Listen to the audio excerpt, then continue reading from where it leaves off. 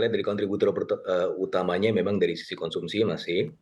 Eee, yang harus diperhatikan adalah, kalau kita disagregasi proporsi konsumsi itu berdasarkan level of income, ini kita akan melihat suatu hal yang menarik ya. Yang pertama adalah, kelompok yang bottom 40%, ya itu hanya menguasai 17% dari total keseluruhan. Jadi kelompok yang paling atas itu menguasai, 45% sampai 50%. Ini kelompok 20% paling atas. Sehingga memang, strateginya harus berbeda-beda. Untuk yang paling bawah ya, ketika kemarin dilakukan penyesuaian harga BBM, itu memang mengalami sedikit pengurangan daya beli. Ketika pemerintah melakukan intervensi dengan memberikan subsidi langsung dan seterusnya, memang itu akan membantu mereka tidak akan kehilangan daya beli itu, tapi dalam konteks leveraging ekonomi bukan di situ. Karena yang 40% ini hanya menguasai 17%. Nah, ini adalah upaya pemerintah untuk menjaga level kesejahteraan mereka. Nah, yang perlu digenjot lagi adalah yang 20% di atas. Yang 20% di atas ini yang tadi saya sampaikan 45 sampai 50% menguasai total keseluruhan konsumsi. Artinya aktivitas-aktivitas fiskal dan moneter juga harus kemudian mampu untuk membuat mereka belanja, spending, dan invest. Itu caranya. Uh, Bagaimana kemudian sehingga mereka mau melakukan investasi dan spending tersebut? Ya, faktor resikonya dikurangi.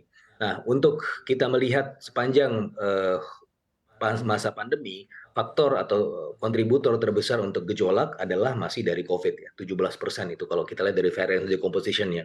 Tetapi semakin ke sini ketika pandeminya itu melandai, maka faktor inflasi lah yang menjadi faktor resiko terbesar. Itu bisa 16% dan bahkan sekarang bisa lebih tinggi dibandingkan dengan pandemi. Itu adalah faktor penunjang gejolak terbesar.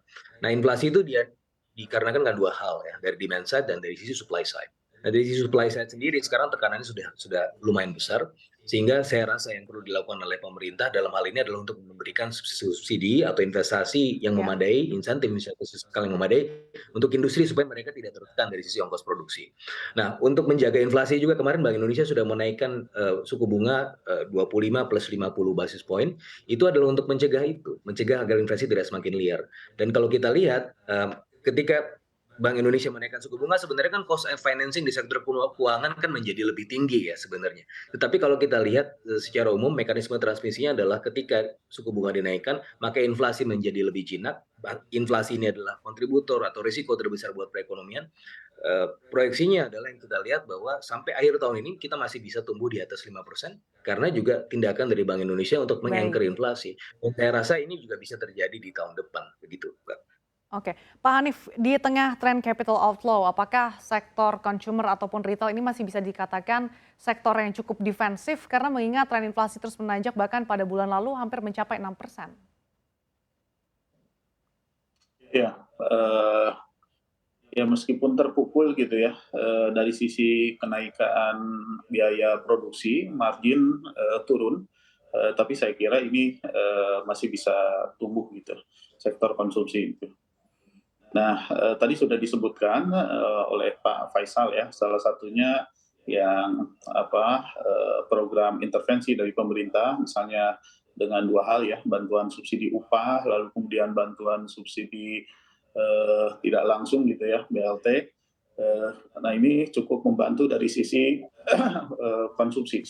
Saya lihat sih begitu, Mbak. Pak Hanif, dalam kondisi seperti apa sih sebaiknya yang dilakukan investor untuk mengamankan fixed income atau justru sebaiknya cash is king, mengamankan uang cash?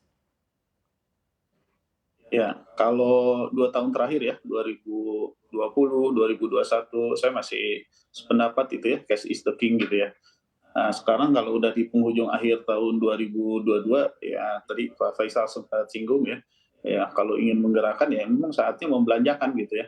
Kenapa? Karena dari sisi yield juga sudah cukup tinggi. Contohnya yang 10 tahun itu udah 7%-an ya, yang 5 tahun 6%-an. Saya kira ini yield obligasi yang sudah cukup menarik meskipun memang masih akan ada potensi menurut para analis ya bisa menuju ke 8% gitu ya, yang 10 tahun dari 7%. Tapi saya kira tidak ada salahnya udah mulai membelanjakan cash-nya gitu. Kenapa? Karena biasanya ya setelah krisis itu nanti akan ada kenaikan ya seperti yang sudah-sudah gitu ya. Kita pernah mengalami berbagai krisis dan orang yang berinvestasi di saat yang seperti ini saya kira akan mendapatkan hasil yang maksimal di jangka panjang.